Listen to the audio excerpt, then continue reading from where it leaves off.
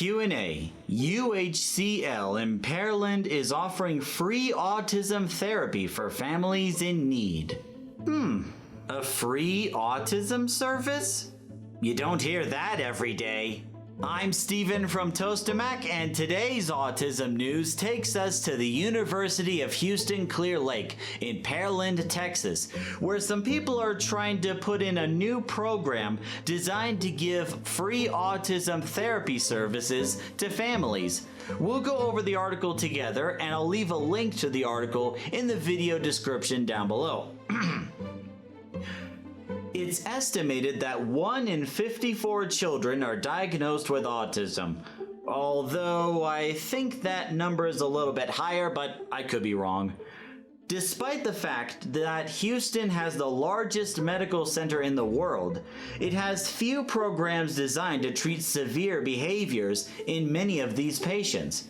However, families have a new option at the University of Houston Clear Lake campus in Pearland.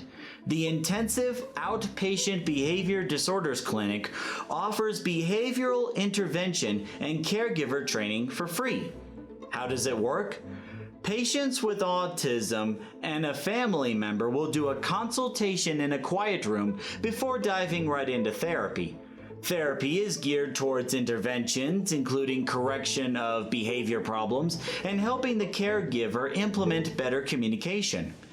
We do an assessment to figure out why the behavior is occurring, and then, based on that reason, we would then figure out a treatment, said Program Manager Tori Fletcher. Fletcher explained that graduate students are the ones conducting the training and learning to provide these services. They have to be working with caregivers and clients under supervision to get practice during implementing those skills, she said. Are you sure this will help? Associate Professor of Behavior Analysis Jennifer Fritz, who is also director of this initiative, said that waitlists for other services are often very long and sometimes unaffordable, and she believes here they're filling a void for families in dire need.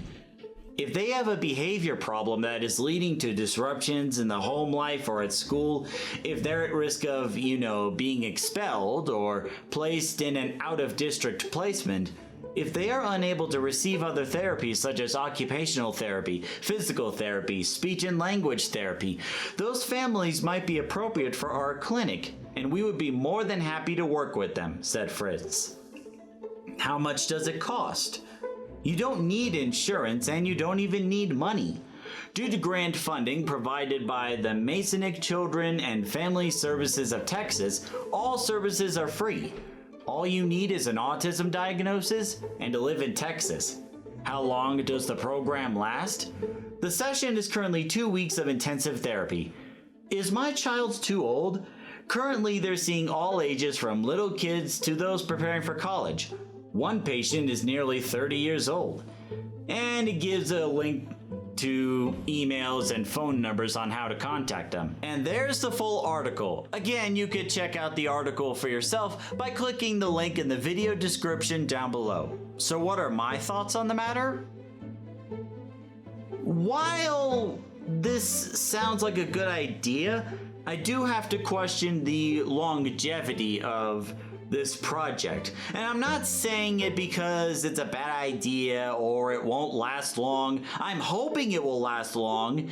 It's just, given what I've read in this article and given what I've known from other services, I know that there are some obstacles that I feel like this program is eventually going to have to face. Now, before I get into those obstacles, let me explain why this is a great idea, especially for families of autistic individuals. When it comes to getting services for autism or those with special needs, there are two major obstacles that people have to face: finances and a wait list. The reason I mention finances is because not all services are covered by insurance, and those that are not covered by insurance can be very expensive. Take the story of Armani Williams, for example. When Armani's parents were looking for special needs services for Armani Williams, The services they found nearby were not covered by insurance and they couldn't afford it. Thus, the parents had to teach Armani themselves about the skills he would need. But if you take the finances out of the equation, that makes things so much easier, especially if the program is funded by a big company. That's a huge load off everybody's backs. But there's still the other problem, the wait list. Now initially, wait lists don't really sound too intimidating at first glance. But what if I told you that you could be on that wait list for about 6 months? Or even close to a year, or more than a year? Doesn't really sound that good now, does it? Let me give you an example. Back when I was in Maryland and I was first looking for a full-time job, me and my mom went to this facility, I'm not going to mention where, and we were trying to get special needs services in terms of trying to find a new job and learning the skill sets required to keep said job. So what happened was we were put on a wait list. We didn't hear anything for months and months and months. It was probably close to a year, if not more so, until we got a letter or notification saying, "Hey, good news, you're off the wait list." And I was like, "Oh, awesome. Too bad I already have a job and know how to do that job, so thanks for nothing." So, wait list can be a real pain to deal with. And it sounds like this university is trying to get rid of both of these obstacles. Awesome. But this is where some of the obstacles will come in. According to this, all you would need is an autism diagnosis and to live in Texas. Okay, great. But in recent years, we have seen a lot more people moving to Texas, especially with the California exodus. That's a long story in and of itself. So that does question, how long do you have to live in Texas to be eligible for this program? Can you just move into Texas and then jump into this program right away? Or do you have to wait about a year to become a Texas resident in order to take advantage of this program? Which leads to another problem, that once families find out about this free service with no wait list, you can bet your behind that every autistic family is going to be in on it. And when that happens, I fear that the wait list that nobody wants to deal with will be all but inevitable. Like, sure, the sessions themselves only last about 2 weeks, but are the 2 weeks enough? If it's not enough, could people go for another 2 weeks? Or would they have to wait a little bit before doing another 2 weeks again? And if they get more and more families in, how are they going to handle the increased traffic? That's why I'm thinking that the wait list will just be inevitable. So, and I'm hoping that I'm wrong on this. I am seriously hoping I am wrong. I'm just not sure how to avoid the waitlist obstacle. The other thing is that this program is being done by graduate students at the university, which makes things nice and convenient for the university that the workers don't have to travel too far. But it does make me question, will the graduate students be up to the task?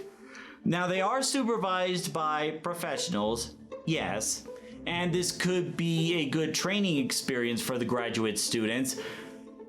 I just worry that a graduate student might make a mistake or do something wrong, but I'm guessing that's where the supervisors or professionals would come in that regard. So this sounds like a great idea. Despite everything I'm saying about the obstacles, I just don't know how long this is going to last or how successful this is going to be. Like, if this project can last a year, without a wait list, and still offering the free services, I'll be impressed. Because that will open the door for maybe other universities to do a similar program. That is my hope, that something like this will be available in other universities across the United States. But right now, it's too early to determine that. But what do you think? Do you agree or disagree? Do you think this project has potential to go the distance? Or perhaps it's not going to be able to handle all the traffic? Let us know in the comments section below. I'd love to hear what you would think about this. And on that note, it's time to end the video. Thank you very much for watching, everybody. If you like what you see, consider subscribing to Tostemac to stay up to date in our latest videos. And until the next one, see you later.